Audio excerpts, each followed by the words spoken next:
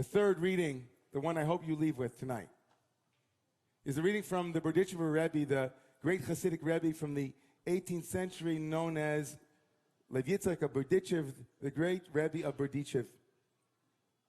The Berdichiver writes, "V'hinei b'chan Yosef natzach et Echav, b'kiyum hachalomot asher chalam lo, she'echav yishtachavu lo, uve'emet הם לא רצו שיוסף ינצח אותם ויצטרכו להשתחוות לו." He says, in this moment, as the brothers stood before Joseph, what? He won. He won. Nah, nah, nah, nah, nah. I had my dreams. They were so big. And now look at you. In this moment, says the Berdichiver, the Rebbe says, the brothers were right where Joseph wanted them. Their hearts exposed, their necks exposed. And Joseph knows that they can't feel good if he says, I won. And so the Berdichiver says this, וזה היה צדקת יוסף הצדיק שבשעה שהשתחוו לו נפצע הוא נצח אותם. אילו היו יודעים שזה שהשתחוו לו הוא יוסף, היה רע להם. In that moment, had Joseph said, hey, the one to whom you just bowed, guess who it is? I'm back. It would have hurt them so deeply. It would have crushed them. It would have destroyed them.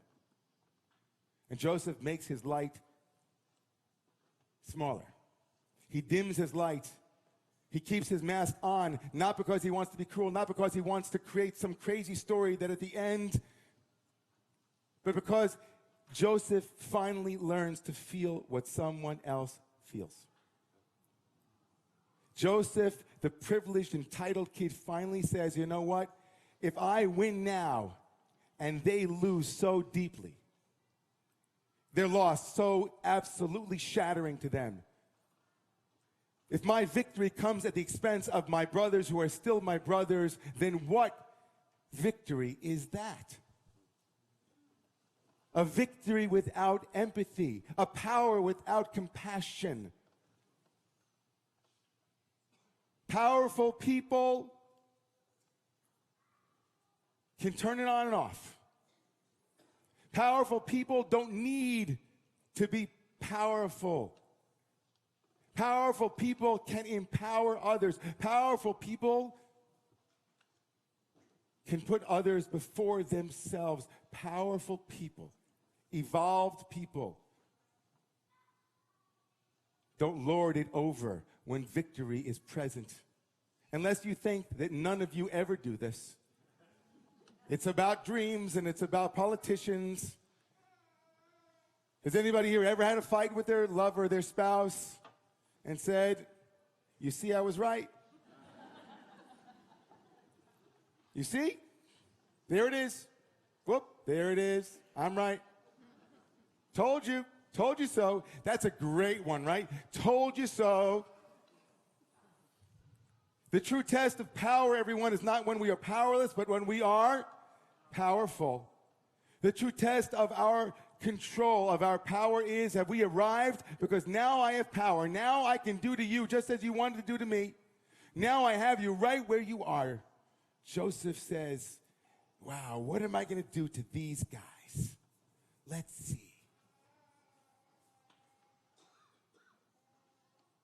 Maybe I'll hold back.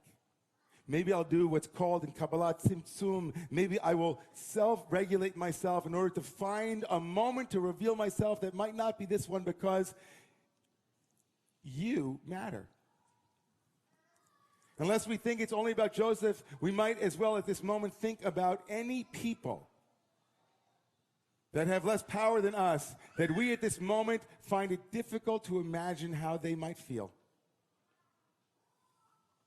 Imagine a powerless people or marginalized people at this moment who say, you know what? I have my power, but I'm going to reduce my power. I'm going to limit my power for you and your sake.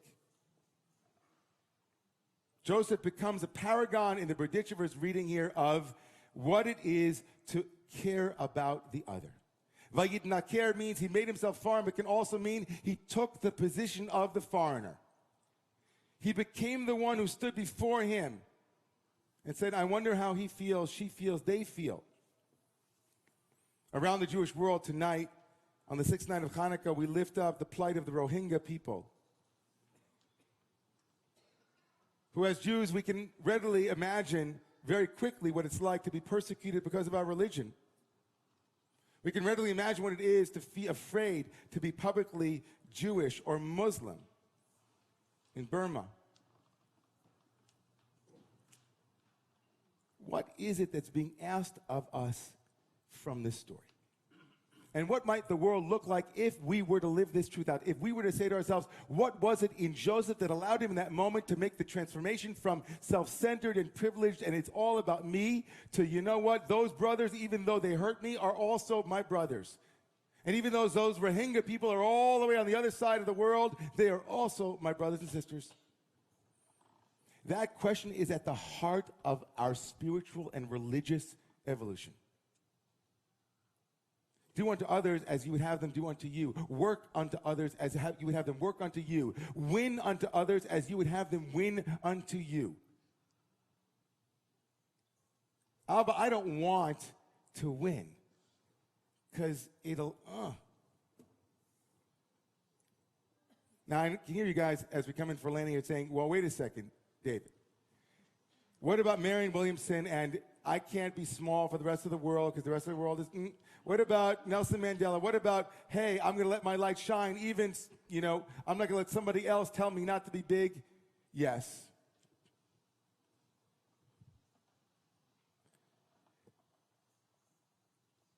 Hanukkah is a holiday of all of our 18 holidays, the only one that begins when the moon is dark, meaning at the end of the moon, where the light of the moon has yet to be renewed, will be 5 days in the dark, and each day will light one candle, as if Hanukkah itself is saying, not all of my light needs to be present in the first day, or the second day, or the third day. As if Hanukkah itself, the holiday where we find light, says, not all of the light has to be present. Not all of me has to win in every moment. There is room for me to win and for me to care about you. The Berdichiver would have it no other way, and neither would my son. So tonight, when you go home, here's the question. Where is there in the world, in my life, in other places, in this community, an opportunity for me to hold back some of my light and give it to another? Where are there the opportunities for me to say, I won't win unless you win. I won't win unless they win. Where are those places? And how do you know? Share it with a friend. Share it with a lover. Share it tonight. And don't say, told you so. Please rise.